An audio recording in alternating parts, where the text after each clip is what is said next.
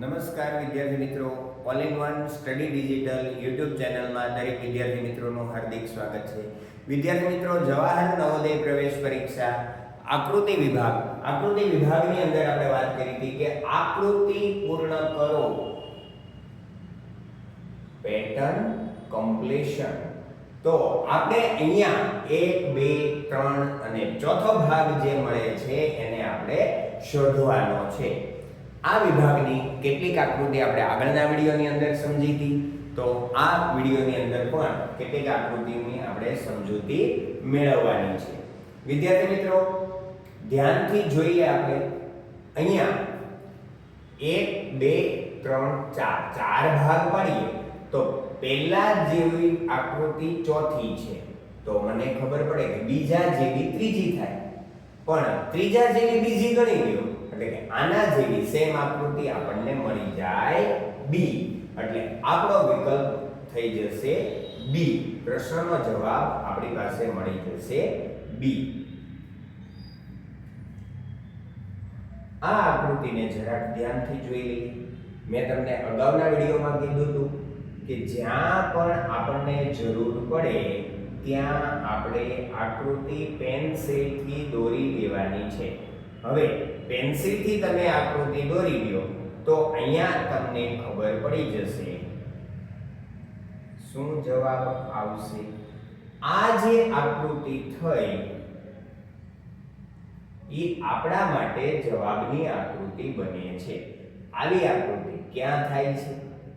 તો પહેલા જ વિકલ્પની આકૃતિ આપણા માટે જવાબમાં થાય છે. જો આ વિભાગ, આ વિકલ્પ આપણામાં બંધ બેસતો નથી, આ વિકલ્પ પણ નથી બેસતો, આ વિકલ્પ પણ નથી બેસતો, તો ફાઇનલ જવાબ આપણો મળી જાય છે વિકલ્પ એ. વિદ્યાર્થી મિત્રો, અહીંયા નવી આકૃતિ આપણે પૂર્ણ કરી દઈએ. પૂર્ણ કરીએ ત્યારે આપણને ખબર પડશે કે આકૃતિનો જવાબ શું મળે છે. એકદમ ઈઝી આકૃતિ છે વિદ્યાર્થી મિત્રો. જો આ રીતની આકૃતિ થાય, હજુ આપણે કોર્નર કરવાનો બાકી રહી ગયો છે, તો આ રીતનો કોર્નર જ્યાં થતો હોય એ આપણો જવાબ થશે. એમાં તો થતો નથી બિલકુલ, બી માં પણ નથી થતો, સી માં સેમ વિકલ્પ અહીંયા આપણને જોવા મળી જાય છે અને ડી માં એના જેવું છે નહીં. તો ડી વિકલ્પ, બી વિકલ્પ, એ વિકલ્પ આ જવાબમાં આવી શકતા નથી. એટલે કે સી આપણો ફાઇનલ આન્સર થાય છે. તો વિદ્યાર્થીઓ, આને હું ઇરેઝ કરી દઉં છું જેથી કરી અને તમને આકૃતિ જાતે સોલ્વ કરવા માટેની મજા આવે. જો મસ્ત મજાની પેટર્ન છે, પેટર્નને કમ્પ્લીટ કરવાની છે. તમારા માટે મેં જવાબ છોડ્યો છે. તમે પેટર્ન કમ્પ્લીટ કરશો, જરૂર પડે તો થોડો વિડિયો હાલતો હોય ત્યારે સ્ક્રીન મોટી કરી દો એટલે આ આકૃતિ મોટી દેખાય. મોટી દેખાય એટલે આપણને ખબર પડી કે આમાં શું આવી શકે. મને તો એવું લાગે છે કે 1 2 3 4 ચારે ચાર વિભાગ સરખા થાય, એટલે કે આ વિભાગમાં જેવી આકૃતિ છે એવી જ આકૃતિ આમાંથી તમારે ગોતી લેવાની છે અને એ તમે ત્યાં મૂકી દેશો એટલે આ આકૃતિની પેટર્ન છે એ ઓટોમેટિકલી કમ્પ્લીટ થઈ જશે. વિદ્યાર્થી મિત્રો, આને આપણે જરા દોરી દઈએ. તો આ આકૃતિ વિભાગને દોરવો છે ત્યારે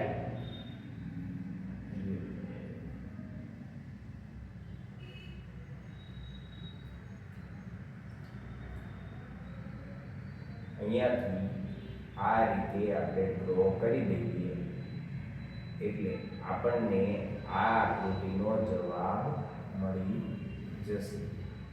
આ જે બોર્ડર ગઈ એ બોર્ડર પ્રમાણેની આકૃતિ તમે ગોતવા જશો તો તમને એનો જવાબ થશે. જો અહીંયા આગળ આ જે આકૃતિ છે આમાં ક્રોસ હતું, સોરી એક અહીંયા મિસ્ટેક છે, અહીંયા આ ક્રોસ હતું, જો આમાં આમ હતું, એટલે આ જે ક્રોસ છે એનો જવાબ આપણને આમ ક્રોસ સ્વરૂપે મળશે.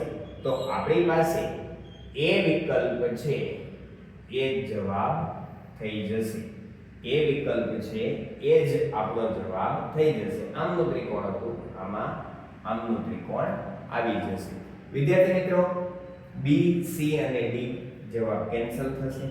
અહીંયા જોઈએ, આને આવી રીતે પૂર્ણ કરીએ આપણે તો આપણો જવાબ આપણને મળે છે. તો હવે આમાં ઉપરની સાઈડ છે તો અહીંયા આપણને પણ એવું જ આકૃતિની અંદર મળી શકે છે. જે આ બાજુનું હતું એ આ બાજુ વર્તુળ સ્વરૂપે આવે, આ બાજુ આપણી પાસે આ રીતે આકૃતિ બનતી હશે અને આવી આકૃતિ જ્યાં બને છે એ આપણો જવાબ થશે. એમાં છે નહીં, બીમાં છે નહીં, કેમ કે આ ઉલટું છે.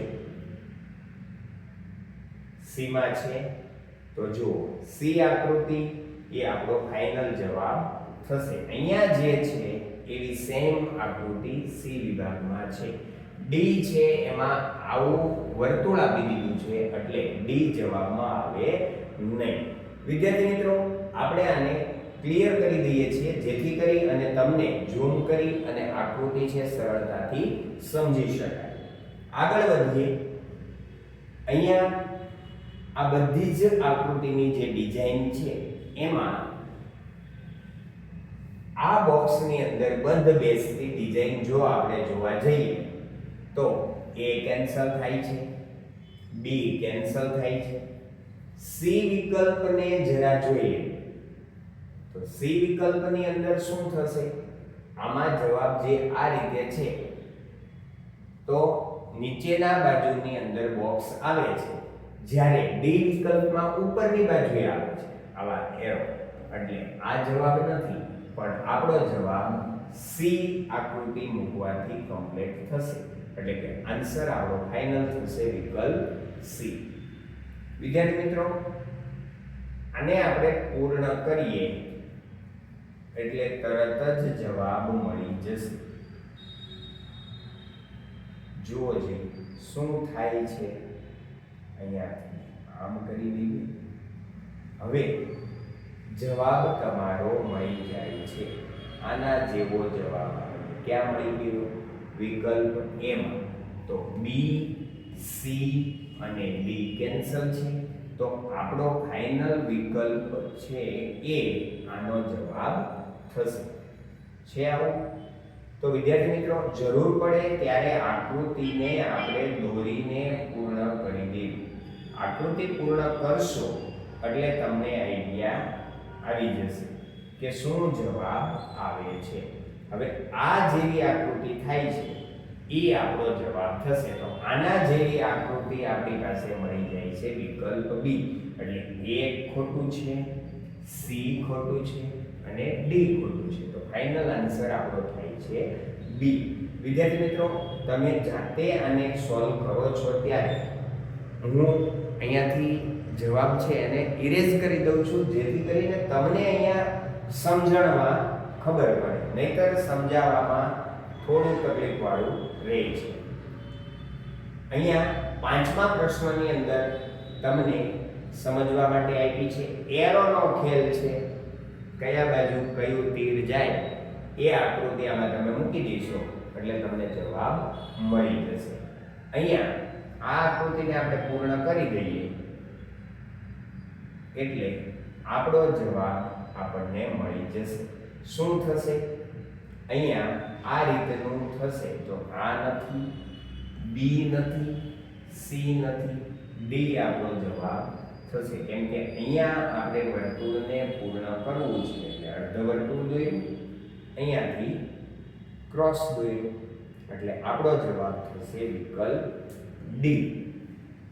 વિદ્યાર્થી મિત્રો, અહીંયા આપણી પાસે આવો જવાબ થાય છે. કેવો? તો કે જો અંદરની લાઈન છે એને આ બાજુ ક્રોસ કર્યું છે, અહીંયા આ બાજુ ક્રોસ કર્યું છે, અહીંયા આ બાજુની લાઈનને ક્રોસ કર્યું છે, તો અહીંયા પણ આ બાજુની લાઈનને આપણે ક્રોસ કરી દઈએ. તો આ બાજુની લાઈનને ક્રોસ કરેલું હોય એવી જે આકૃતિ છે આપણો જવાબ થશે. એ નથી, બી નથી, સી નથી, તો આપણો જવાબ છે એ વિકલ્પ ડી થશે. ફરી વખત હું આખા પેજને ઇરેઝ કરી દઉં છું અને મને આ ઉપરનો પ્રશ્ન છે એના માટે તમારે કહી દેવાનું છે કે 5મા પેજની આકૃતિ છે એમાં કોમેન્ટ કરજો કયો જવાબ આવે છે. વિદ્યાર્થી મિત્રોની કોમેન્ટ આવતી નથી. જુઓ અહીંયા આકૃતિ પૂર્ણ કરવાની છે. પહેલા જ જેવું બીજું તો ત્રીજા જેવું ચોથું, પહેલા જેવું બીજું તો ત્રીજા જેવું ચોથું. હવે ચોથાની વાત કરીએ તો અહીંયા આ ત્રીજું છે, પહેલા જેવું બીજું ત્રીજા જેવું ચોથું. હવે ત્રીજાની અંદર અહીંયા આવું વર્તુળ છે ડાર્ક, તો ડાર્ક વર્તુળ વાળી એક પણ આકૃતિ નથી વિકલ્પ ડી ને બાદ કરતા, એટલે કે A B C ત્રણે ત્રણ ઓટોમેટિક કેન્સલ થઈ જાય, તો વિકલ્પ ડી છે આપણા માટે ફાઇનલ જવાબ થઈ જાય છે. વિદ્યાર્થી મિત્રો અહીંયા આપણી પાસે આ આકૃતિને પૂર્ણ કરીએ તો આવું કંઈક મળે છે. જુઓ જી આમાં આવું કંઈક છે. હા કંઈક છે. ક્યાં છે કંઈક? તો કે A માં નથી, B માં નથી, C માં નથી, D માં જવાબ આપણો આપેલો છે. અહીંયા પણ જો આ એરો છે, આ એરો એની સામે છે, આ એરો છે, તો અહીંયાથી જે એરો આવે છે એ એની સામે આવશે, બરાબર? અને સામે આવશે તો અહીંયા લીટી દોરેલી છે. એક જ મિનિટ, અહીંયા આ રીતનો એરો છે, તીર આ બાજુની અંદરની સાઈડ આવશે અને બહારની સાઈડ આવો લીટો ડેશ કરેલો છે. તો આ ડેશ કરેલી આવી આકૃતિ A માં નથી, B માં નથી, C માં નથી અને D માં છે, એટલે કે આનો જવાબ પણ વિકલ્પ D મળે છે. વિદ્યાર્થી મિત્રો આ પેજની એટલે કે છઠ્ઠા પેજની ત્રણે ત્રણ આકૃતિનો જવાબ આપણને D મળેલો છે. વિદ્યાર્થી મિત્રો મેં બધું જ ઇરેઝ કરી નાખ્યું છે જેથી કરીને તમને નવી આકૃતિ સરળતાથી સમજી શકાય. અહીંયા આપણી પાસે એક મસ્ત મજાની આકૃતિ આપી છે અને માત્ર આટલું કરો એટલે આકૃતિનો જવાબ મળી જાય. અને અંદરથી આવતી હોય એવી આકૃતિ A નથી, B નથી, C આપણો ફાઇનલ જવાબ અને D જવાબમાં આવતું નથી. અહીંયા પણ આકૃતિને પૂર્ણ કરી દઈએ એટલે આપણને ખબર પડી જશે શું જવાબ આવે છે. આ રીતની આકૃતિ ક્યાં આવે છે? તો કે આ રીતની આકૃતિ આવતી હોય એવું A નહીં, B નહીં, C જવાબ આવે છે.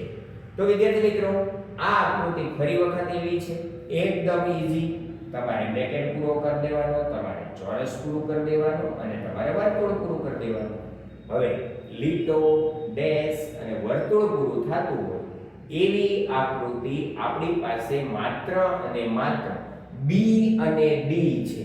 B અને D છે. પણ અહીંયા વર્તુળ આપેલું છે એટલે એ નથી, અહીંયા વર્તુળ આપ્યું છે એ પણ નથી. તો આપણા માટે જવાબ છે વિકલ્પ B. ફાઇનલ આન્સર આપણને વિકલ્પ B મળે છે.